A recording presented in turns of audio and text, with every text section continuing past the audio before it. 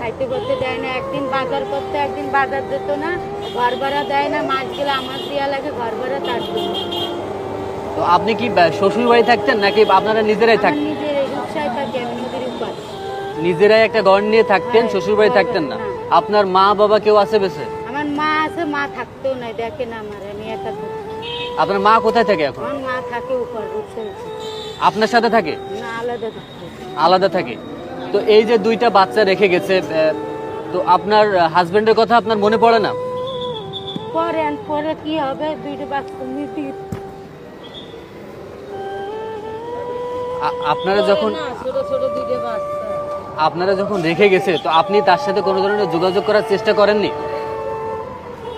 না, যোগাযোগ করি নাই, এমনি থাকে উপর, যোগাযোগ করি না।